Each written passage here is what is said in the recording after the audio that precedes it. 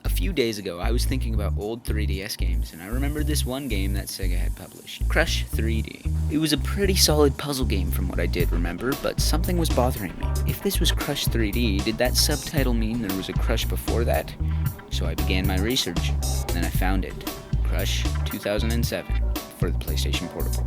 Apparently, Crush 3D was just a port of this game, but they looked vastly different. Why was this? Were these games as good as I remembered? Why was it so hard to find any information on the original version? So, what is Crush? Crush is a 3D puzzle game created by Zoe Mode Studio and published by Sega, where you go between a 3D and 2D perspective. Think like Fez or Super Paper Mario. In the PSP version, you play as a character named Danny, who has insomnia. He ends up in a mental facility where a doctor named Dr. Rubens uses his machine called Crush to go inside of his memories to find a way to cure his insomnia or find the root of it. Overall, there isn't a whole lot of complex story, but it does go over a few different themes of abandonment and abandonment. It's really just abandonment, but it's mainly a puzzle game. As stated before, you go between 2D and 3D, and you sort of go between different worlds, solving puzzles by moving blocks or going to the top-down perspective rather than a side-to-side perspective. You have to collect these orbs to open a sewer gate or something. I don't really know the name. It just sort of opens. They don't really explain it, but it doesn't really need to be explained. There's 40 different levels to go through, and a trophy which unlocks you a harder level, and a puzzle piece which unlocks you concept art. Looking at the art style for the original version, the game has a neat, gritty-looking art style inspired by the likes of Tim Burton and M.C. Escher. It's got very bizarre backgrounds for each of the different areas, and the backgrounds are very exaggerated versions of places from Danny's memories. I think it works really well for what the game is. Looking more into the mechanics, it does really well to build on this simple idea of changing your perspective to change the world. Let me make something clear though, I am terrible at puzzle games, which means I took around 20 to 40 minutes on every single puzzle. And going through that, I'd just like to make it clear, I think some of the gimmicks should have been explained a little better or at a different time, because the way they work now, it's sort of like you get them all at the beginning of a new area, but since they aren't used all in the first level and sort of just added like a normal game, you kind of forget how they work. But I guess I'd much rather end up, learning things myself instead of, being babied through the whole game. Controlling the game itself is pretty good, but jumping can feel a little wonky.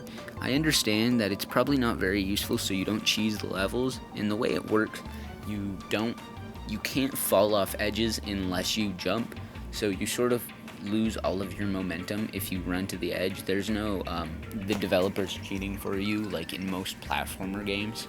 Side note, cheating for you in platforming games is usually when you have an area of invincibility where you still can jump even when you're over the ledge by a slight amount. This is so the player doesn't get frustrated or is because sometimes it doesn't exactly register in the player's brain that you have to jump at the exact moment you're on the edge, which giving a little extra bonus time makes it a lot easier and a lot more fair to the players. But it's more of a puzzle game and less than a platformer, and I'd much rather solve the puzzles with their first intent than trying to cheese it with my own attempts. The music is like the art style of the game, very bizarre and dreamlike. It's nothing to write home about though. It's solid background music, but I'm not gonna be jamming out to this on a train station or something. It's more of good puzzle background music, not super distracting, but also not terrible beeps and boops like the Crazy Bus theme song. Let's go some more. Towards the end of the story, things get sort of dark and, the themes itself become a lot more apparent on what they're trying to tell, and the ending is very, very, very morbid. Fun fact, according to the devs, it was actually going to be a lot darker, but they cut it back before the release. I really think all of these elements, though, come together to create a game that you should really check out. There's a lot to do, and 40 puzzles is a lot, not even including the bonus ones. Fun fact, again, there's even a level creator planned for the PSP version that just never made it across because they weren't able to do it in shipping time. There's also a 3DS version, Crush 3D is essentially the same game as the original version, just with a different story and art style.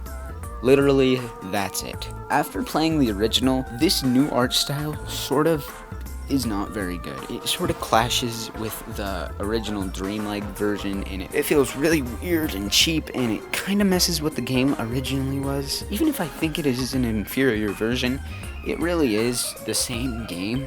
There's just not too much to hate. The changes in the story, though, are actually pretty interesting.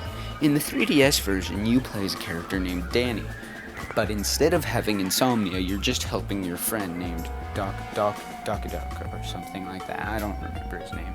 In this version, Crush Doc's creation falls in love with Danny, but Danny does not share the same feelings. For a while, I just thought they made this change so it was more approachable to 3DS users. And you know the demographic for 3DS users. It actually works really well with the 2007 version. After a while into the game, Danny is told that these aren't his memories, but the 2007 Danny's memories. This is actually a solid way to explain the changed story. And it works pretty well, I guess. It's not like the story was never mind-blowing, so it's not like the biggest of changes, but it's neat that it actually acknowledges the older game instead of brushing it off like it never happened, like most games do. But like the ending of Crush 2007, somehow this game is also very morbid, even if it is intended for a little bit of a younger audience. It's a shame that there hasn't been a proper sequel for Crush, but if Sega wants to, it could be pretty cool.